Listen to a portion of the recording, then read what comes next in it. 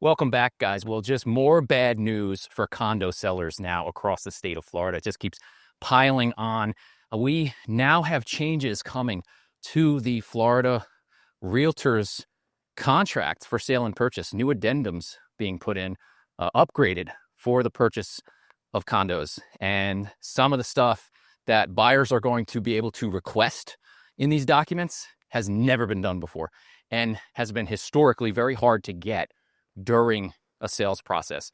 So condominiums are going to really need to have their ducks in a row. The numbers for condos, still terrible. We're going to go over some of those as well. I'm actually seeing a lot of people migrate to what I'm walking past here today. These are villas, so duplexes, you might call them up north, but they do not generally have governing condo boards. There is an HOA. Now, this is in Beach Walk, and while we're going to go over a lot of stats today, I will also take you through one or two of their villas there, because I think they're pretty cool. I just like villas. You know, I like the ones in Babcock. I like condos and villas. So hard to hear what's going on with condos. Statewide sales plummeting and inventory skyrocketing. I mean, like I said, we'll go through the numbers and you'll see for yourself. It's bad. And we all know why. But it just got even prohibitively harder for sellers in Florida to sell their condos. So this is a new addition to what we call the condominium rider. It's something we attach to as real estate agents from the Florida Realtors to a purchase and sale agreement specifically for condominiums. And in the past, it had gone over if you had to be approved by the association. Do you have any known assessments coming up? If so, who's paying them? What are the HOA dues? How do I contact the homeowners association? But that was pretty much it. What's the parking spot if there is one? It was not very in-depth. Now, sellers are required to provide that information to prospective buyers. But now, what they've modified it to, and again, guys, this is not legal advice. This is just a review. Always contact an attorney or a real estate professional before getting into any of these forms. But now you're going to be able to ask for everything when you submit an offer with one of these riders. Never mind what's the HOA or is there an assessment. You can request the past 12 months of board minutes. You can request the agendas. You can see the previous votes for up to 12 months. You can request the insurance declaration pages. You can request to see what insurance they carry, what's their premiums, what do they have for hail and wind coverage, what's there for general liability, what's there for flood. Previously, this was very hard to get. You couldn't outright request it with your offer, but now you can. And that's going to put a lot of associations on notice because in the previous 2 years, as I've mentioned, it has been very hard for people to figure out what exactly is going on because it's been smooth sailing for so long that these questions haven't been answered. And if you run into a situation where the board recently changed hands or perhaps a new management company took over, it's entirely possible they have no answers to any of these questions. And generally the sellers don't either because, you're living in the condominium. You're generally, most sellers are not involved in the financials, the day-to-day. Now you could always get the budget. They had to give you the budget, but this stuff, you got to have all your ducks in a row before you list a condo for sale here in Florida now, because you could have to produce all of these documents. And the buyer, they extended how long the buyer has to review them. Used to be 3 days. Now it's gone to 7. If the buyer doesn't get one of these documents or doesn't see sees something they don't like in one of these documents, they're going to have that time frame to rescind their offer. So it's going to be, it's kind of been a seat of your pants thing. Don't get me wrong. I think it's a great move. I'm all for transparency, but it is going to shock a lot of people when they go to list and this is the checklist either an agent or a buyer is going to ask them for now. And they're going to say, well, go to the HOA. No, Mr. Seller, Mrs. Seller, you have to provide that. States it there. So it's going to be interesting, and it's just going to pile on and make things worse, I think, for people attempting to sell these properties, unfortunately, because this stuff has been historically very hard to get a whole 12 months of minutes is like trying to get last month's minutes has been a nightmare for me on some things. So, on the buy side, it's going to be very, very interesting. But like I said, we're also going to take a look at these condo numbers. No surprise, spoiler alert, guys, if you don't want to stick around, they're bad. But we'll go through a bunch of areas. Before I do, I want to take you through one, maybe two of those villas there and kind of show you what they got going on. Okay, so this is going to be the Seagrove model. Very interested on a few items in here to see what you guys think in the comments below. Me and my wife toured this. We had a couple debates. I want to see which side you guys take. So right when you come in, you're going to get a den office area here. I love this when it's off the entryway. I like that it's segregated from the rest of the house, whether it's a single family or a villa. This is awesome for me. You're getting 2 beds and a den. So we'll take you through. It's going to be pretty quick. It's not a huge unit. It's a little over 1,400 square feet. Now the kitchen, we're torn on the kitchen. I like the kitchen, but she feels like this area on the right could be better utilized. We'll spin back through and I'll see what you guys think again. This is a dedicated pantry. This is going to be your garage entrance. The other door to the right is your mechanicals, so your HVAC is in there. Not really useful for storage, but here's your standard 2-car garage. And again, what do you guys think about the kitchen? On the left, do you think that's misused dead space? I don't know. I like it. I like the size of it. I could put a table and chairs there. You don't need to because, as you can see, you do have a dedicated dining space here as well. So this is perfect for 2 people who are going to entertain occasionally, I feel like, because as we turn here, you also do get your own guest wing. Everything in this villa is split off into, it's kind of compartmentalized. So no matter what wing of the house you're in, you're not going to bother anyone else that's in one of the other rooms, like the owner's suite or the office. Obviously, there's your laundry as well. I've been trying to get lower to the ground, guys, to show the tile because I'm kind of tall, so I forget to do it. Here is your guest bedroom as well. And yeah, a lot of people don't know that. I'm about 6'2". So they'll meet me and they'll be like, oh, you're a lot bigger than you look on the channel. But the gimbal is above me on the channel. So it's always shooting down. I think that's why. But I'm trying to get the tile for everybody lately. Living space is perfectly serviceable. I don't know how I feel about that wall for the TV, just because in my opinion, it feels like you limit the size of your television. But you're not going to be that far away from it. This is the primary suite, and you do get the curved wall here on the right as well. I'll spin you around so you guys can see that too. Very, very nice size closet. For me, at least. I mean, some people, I don't know. It's all subjective, but I think this is perfect. This one rack on the right would probably be mine. She would get the rest of it. Your owner's bath gets the job done. You got the 2 vanities, and I like the shower. I know we're getting in the battle too of like people want a tub back in the owner's suite bath now. I don't know. Let me know what you guys think about that too. If you got to have a tub in there, I'm fine with the shower and the tub being in the guest room. So as you can see, there's that curved wall I mentioned. Eats up a little real estate in here, I'm not going to lie. But I like the look of it. We'll give you one shot back down to see what this would look like from your lanai or coming out of the primary bedroom. And then we'll take you outside. Again, this is all going to be hurricane glass, and this is a gas community. But yeah, I don't know. What do you guys think about that TV space too? I feel like if you want to get crazy with the television, it could be limiting. This is an extended lanai, guys, so this does not come standard. They do put these on some of them, though, but you're getting the bump out here, this extra space, under air as well. So let me know what you guys think about this in the comments below. As always, guys, if you enjoy this content, I would really appreciate it if you could consider smashing that like button below, maybe dropping a comment or subscribing, and we'll get back to the video. Now, the last stat update video I did, a lot of you got upset that I didn't have my hat and sunglasses on. Well, is this what you want? You see the ring light in my eyes? This is ridiculous. I'm indoors. You guys made me feel like when Dad comes home and he shaved his mustache off, everyone's like, oh, kids are freaking out. It's not happening. You're going to have to deal with it.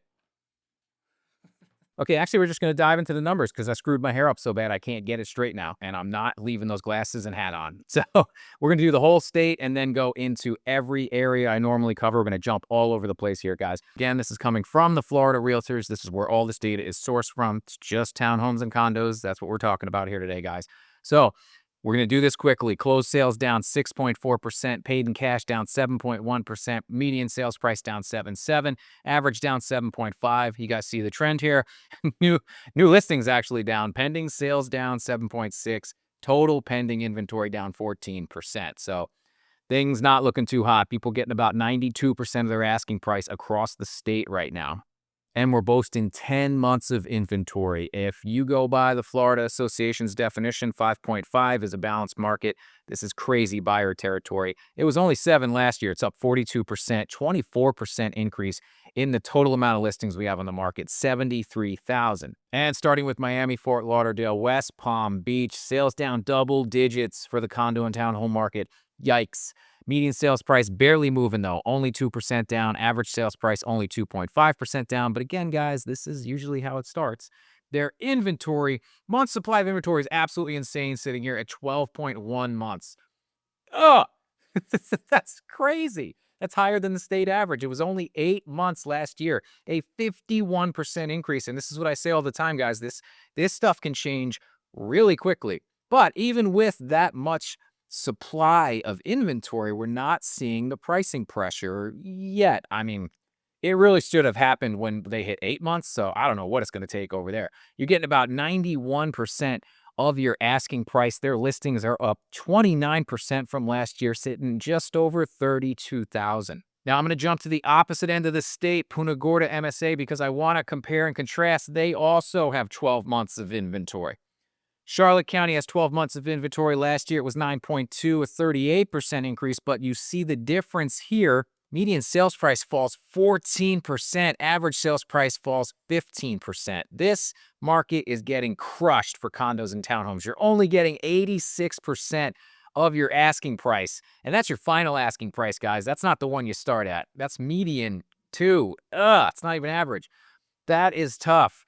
25% increase in the listings, just over 1,000 on the market. But again, 12 months of inventory here, massive price declines.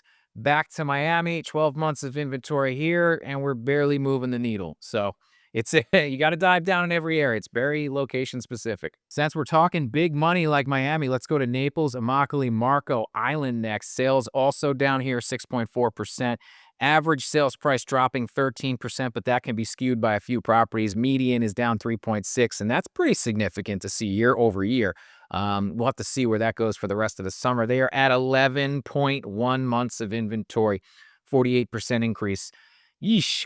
Listings up 31% from the previous year. You're getting about 88.3% of your asking price. Wow. Heading up to Orlando, Kissimmee, Sanford area. Sales actually slightly up 2.1%, but median sales price down 6%. Average sales price down 3.2%, excuse me.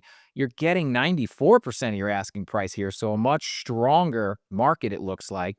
They only have 7.1 months of inventory, which under normal circumstances would be a strong buyer's market. But when I guess the rest of the state is at 10 and other areas have 12, it's not that bad.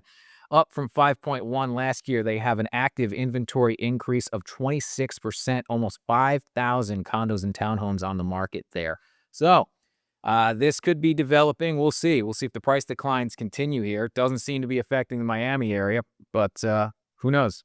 Sarasota County actually holding up fairly well. We saw this in their single-family home stats, too. You guys can go back and check my video on that. Surprisingly, because they've been getting beat up a lot recently, but it looks like the bleeding might be slowing. Median sales price falling in June, only 3.2% year over year, basically a rounding error on the average sales price, but you're still, even here, you're only getting 89% of your asking price, and they have 8.3 months of inventory, up from 6.3%, another massive increase on the month's supply. Their total listings are up 14% from the previous year, and the pending inventory is down almost 12. So this is kind of the common trend that we're seeing. Listings are up, pending sales are down, and month supply of inventory is going through the roof. Closed sales either seem down or very muted and stable. Unless you're in the Tampa, St. Pete, Clearwater MSA, then they're falling by double digits. Wow, 11.5% drop. Paid in cash down 17%.